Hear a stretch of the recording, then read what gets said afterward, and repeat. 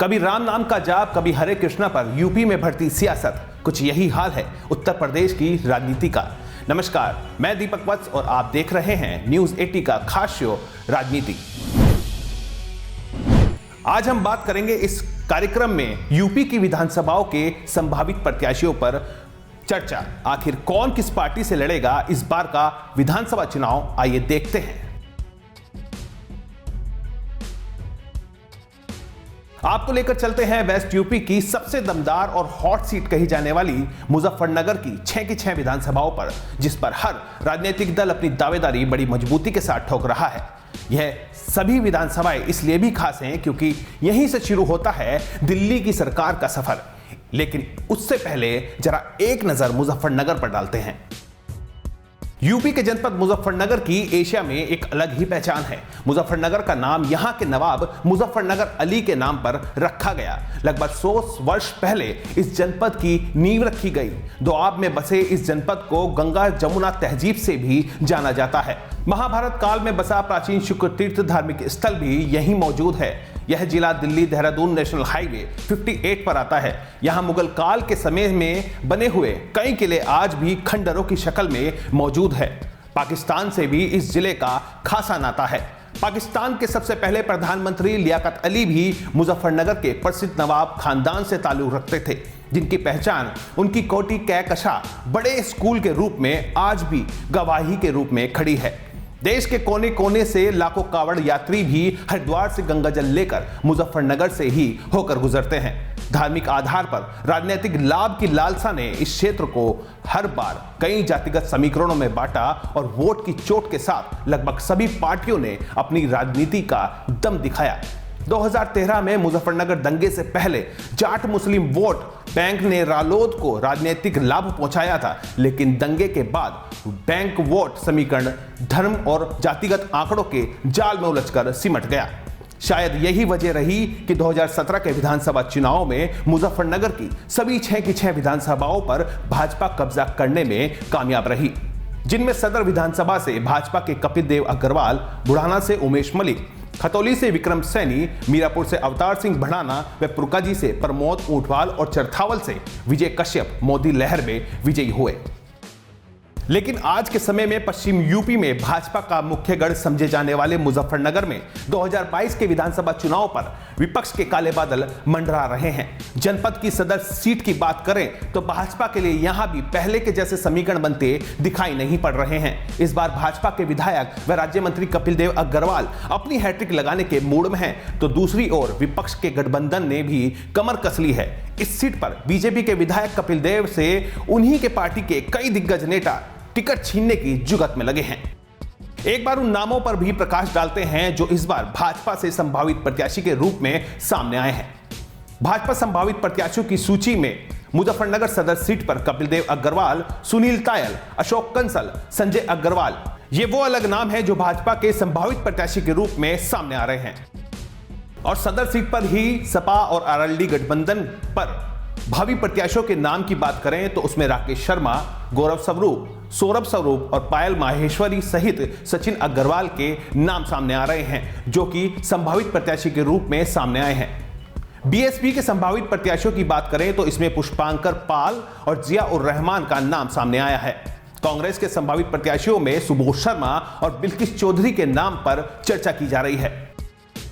मुजफ्फरनगर सदर सीट पर ये वो कुछ नाम हैं जो सिर्फ संभावित प्रत्याशियों के तौर पर हैं। और आइए अब आपको लेकर चलते हैं बुढ़ाना विधानसभा सीट पर, जहां इस सीट पर बीजेपी के चर्चित विधायक उमेश मलिक हैं। उमेश मलिक ने समाजवादी पार्टी के प्रत्याशी प्रमोद त्यागी को 13,201 वोट से हराया था। आइए इस बार बुढ़ाना सीट पर क्या कुछ संभावित प्रत्याशियों के नाम सामने आ रहे हैं, इस पर एक नजर डाल लेते हैं।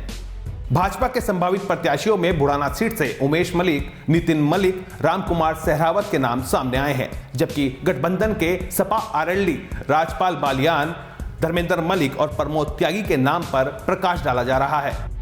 साथ ही बीएसपी संभावित प्रत्याशियों में हाजी अनीस का नाम सबसे आगे है।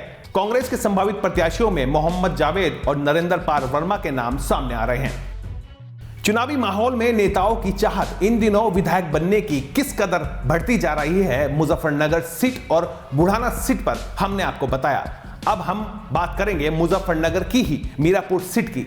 यह इलाका खादर क्षेत्र में बसा है। यहां से बीजेपी के अवतार सिंह भड़ाना विधायक हैं, लेकिन इनको लोग पैराशूट प्रत्याशी के तौर पर पहचानते हैं।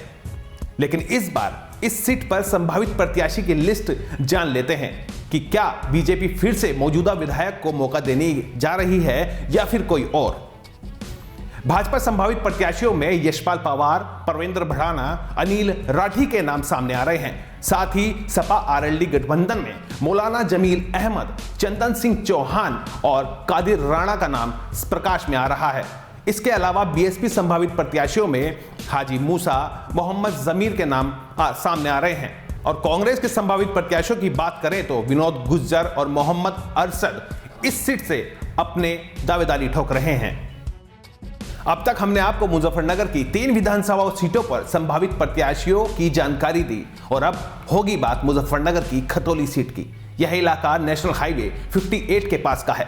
इस सीट पर सबसे ज्यादा बहुल्य सैनी गुज्जर व जाट हैं और इस सीट पर बीजेपी के विधायक विक्रम सैनी हैं। कवाल कांड के बाद विक्रम सैनी चर्चाओं में आए थे। 2017 में विक्रम सैनी पहली बार विधायक बने और उसके बाद से ही अपने बयानों को लेकर मीडिया की सुर्खियां बटोरते रहे। इस बार इस सीट पर बीजेपी के सामने कई उम्मीदवार लाइन में हैं। इस बार इस सीट पर सभी दलों के संभावित प्रत्याशियों की इस लिस्ट पर भी नजर डाल लेते हैं। भाजपा से संभावित प्रत्याशी विक्रम सैनी, रुपेंद्र सैनी और प्रदीप सैनी के नाम सामने आए हैं, जबकि सपा आरएलडी गठबंधन की अगर बात करें तो अभिषेक गुज्जर और राजपाल सैनी के नाम पर प्रकाश डाला जा रहा है। साथ ही बीएसपी के संभावित प्रत्याशी माजिद सिद्दीकी के नाम पर लगभग मोहर लगना तय है और कांग्रेस के संभावित प्रत्याशी बालिस्टर मोतला और मुकेश शर्मा भी कांग्रेस से अपनी दावेदारी ठोक रहे हैं। खतौली सीट के बाद अब बारी है चरथावल सीट की। इस सीट पर 2017 में चुनकर आए विजय कश्यप पहले से प्रत्याशी थे, जो जीतने के कुछ समय अंतराल में ही राज्य मंत्री बन गए, लेकिन कोरोना महामारी के चलते उनका निधन हो गया। कम समय होने की वजह से इस सीट पर उपचुनाव नहीं हो सका। सहानुभूति के तौर पर भारतीय जनता पार्टी अब इस विधानसभा सीट पर स्वर्गीय विजय कश्यप की धर्मपत्नी सपना कश्यप को चुनाव भी लड़ा सकती है। बावजूद इसके भाजपा के अन्य नेता भी इस सीट पर ताल ठोक रहे हैं। वहीं विपक्ष भी इस सीट को लेकर काफी सक्रिय है। भाजपा के संभावित प्रत्याशियों की अगर बात करें तो उनमें सपना विजय कश्यप, मनोज कुमार और राजवीर कश्यप के नाम सामने आ रहे हैं। साथ ही सपा आरएलडी गठबंधन की अगर बात करें तो पंकज मलिक और मुकेश चौधरी सहित अब्दुल्ला इस सीट पर ताल ठोक रहे हैं। बीएसपी के संभावित प्रत्याशी में अरशद राणा का नाम सामने आया है, तो साथ ही कांग्रेस के संभावित प्रत्याशियों में सलमान सईद और राकेश पुंडीर के नाम पर लगभग मोहर लगने तय है। मुजफ्फरनगर की 5 विधानसभा सीट पर अब तक बात हुई और अब बात आखिरी सीट यानी पुरकाजी। इस सीट पर भी दावेदारी की लंबी लिस्ट है, जहां राजनीतिक पार्टी एक दूसरे को पटखनी देने के लिए तैयार है। आइए देखते हैं पुरकाजी में इस बार कौन अपनी दावेदारी कर रहा है। भाजपा संभावित प्रत्याशियों में प्रमोद ऊंटवाल सबसे आगे हैं। साथ ही रोहिल वाल्मीकि और सुधीर खटीक इस सीट से ताल ठोक रहे हैं।